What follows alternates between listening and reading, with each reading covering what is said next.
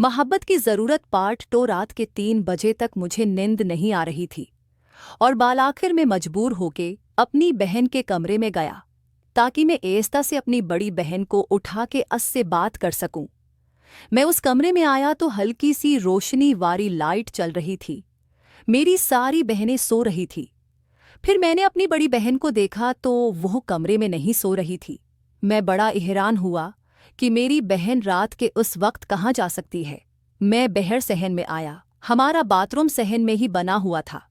मैं बाथरूम के करीब आया तो मुझे हल्की सी सरगोशियों की आवाज़ आ रही थी। मैंने जो बाथरूम के करीब से आके सुना तो वो मेरी बहन की आवाज़ थी जो किसी को कह रही थी कि जल्दी करो वरना कोई आ ना जाए। और कोई बंदा था, वो रहा था कि रात के 3 बज रहे हैं, इस वक्त कौन आएगा। तुम परेशान न हो, मुझे सुकून के साथ करने दो। फिर मैं बाथरूम का कोई सराग ढूंढने लगा ताकि मैं इंदर उन दोनों को देख सकूं कि आखिर इंदर चल किया रहा था। फिर बाथरूम के रोशनदान से जब मैंने अंदर देखा तो वो दोनों एक दूसरे को सुकून दे रहे थे। वो हमारे मोहल्ले का ही था। मेरी बहन को सुकून दे रहा था। मुझे काफ़ी गुस्सा आया।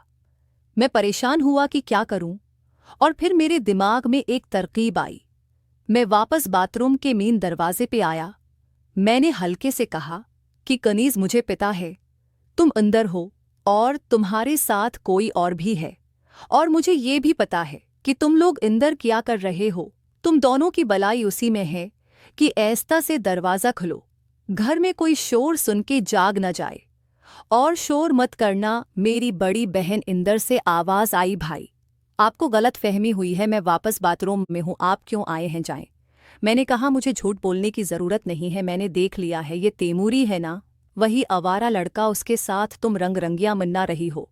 तुम्हारी भलाई उसी में है कि दरवाज़ा खोलो वरना मैं उम्मी और अबू को उठा के आ जाऊंगा अभी। फिर कनीज़ ने कहा, भाई आप किसी को ना उठा के लाएं, मैं दरवाज़ा खो रही हूँ। और फिर ऐस्ता ऐस्ता कनीज़ ने दरवाज़ा खुला। वो लड़का तैमूरी वहाँ से भागने की कोशिश करने लगा। मैंने कहा, खबरदार तैमूर, जो तुम यहाँ से हिले भी वो रका रहा। और मेरी बहन, फिर मैंने बहन पर झूठ मूठ का गुस्सा किया। मुझे खैर पहले ही शक था अपनी बहन पे कि वो शायद इस तरह के काम में मलूस है, लेकिन आज मैंने रंगों हाथों उसे देख लिया था। उसके पास मकरने का कोई चारा नहीं था। फिर मैंने कहा, ये कब से चढ़ रहा था तुम दोनों के बेज। और फिर मैंने अपनी बहन से कहा कि तुम तो बड़ा कहती थी कि मैं अपने शोहर से मोहब्बत करती हूँ, उसी लिए मैं दूसरी शादी नहीं कर सकती। ये काम तो तुम बड़े शौक से कर रही हो। फिर मेरी बहन मुझसे कहने लगी, यूसुफ, जो कुछ भी हुआ अनजाने में हुआ, मेरी उसमें कोई गलती नहीं है, मुझे माफ़ कर दो और यहाँ से चले जाओ। मैंने कहा, नहीं, आज तो तुम हाथ आई हो, मैं इतनी आसानी से तुम्हें कहाँ छोड़ूंगा। फिर मैंने उससे कहा कि यूसुफ, तुम क्या चाहते हो, खुदा का वास्ता है मुझे जाने दो। अम्मी और अब्बू को पता चल गया कि मैं तैमूर के साथ थी, वो तो मुझे जान से ही मात डालेंगे। प्लीज़ मेरे साथ ऐसा जुल्म न करो, मेरा पर्दा रख लो। फिर मैंने कहा, अच्छा तुम इस तैमूर को भगाओ, मैं अकेले तुमसे बात करना चाहता हूँ। तैमूर पहले से ही बहुत डरा हुआ था। वो ये सुनते ही बाहर चला गया। उसने मेरी बात भी नहीं सुनी। और फिर मैंने अपनी बहन को पकड़ लिया। मैंने कहा, जो तुम ये काम उसके साथ कर रही थी, चलो बाथरूम के अंदर मेरे साथ भी। वो कहने लगी, नहीं भाई, मैं आपके साथ नहीं करूंगी।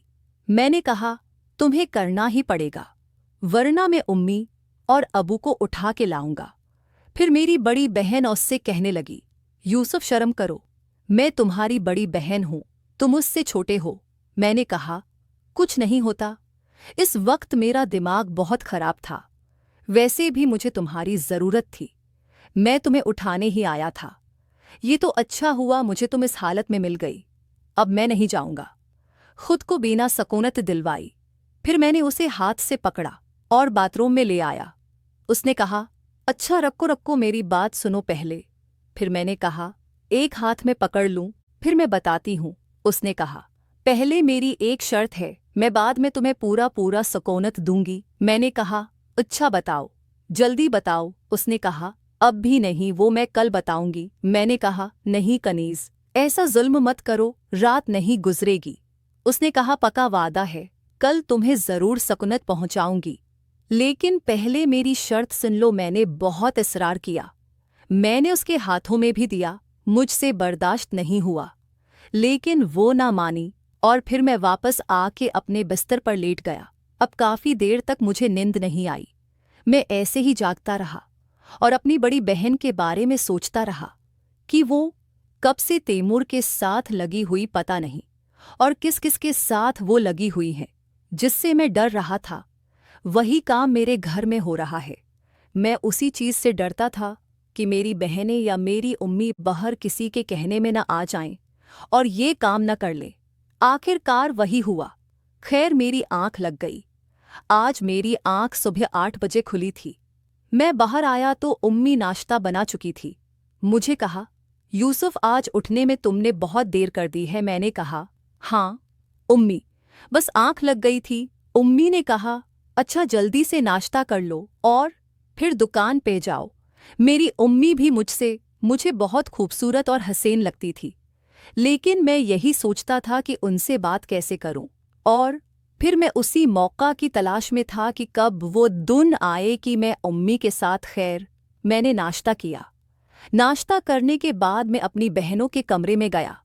मैं जब गया तो मेरी बड़ी बहन अपने छोटे बेटे को नाश्ता करवा रही थी और मुझे देखकर मुस्करा भी रही थी। फिर मैंने अपनी बहन से कहा कि बताओ तुम्हारी क्या शर्त है। उसने कहा, भाई आज दोपहर जब आप खाना खाने आएंगे तभी मैं आपको बताऊंगी कि मेरी क्या शर्त है। मैंने कहा, अच्छा। फिर मैं वापस अपनी दुकान पे आया। दुकान पे आया तो छोटे ने दुकान खोल के सफाई की और सफाई करके बैठा हुआ था। दुकान पे बैठे हुए अभी मुझे थोड़ी देर ही हुई थी। मैंने जिसका जिक्र किया था कि हमारे गांव की एक लड़की है जिससे मैं मोहब्बत करता हूँ, उसका नाम आलिया है और इस मोहल्ले की सबसे खूबसूरत लड़की है। वो सौदा लेने के बहाने मेरी दुकान पे आई। मुझे कहा, यूसुफ, मैंने तुमसे बहुत ज़रूरी बात करनी है।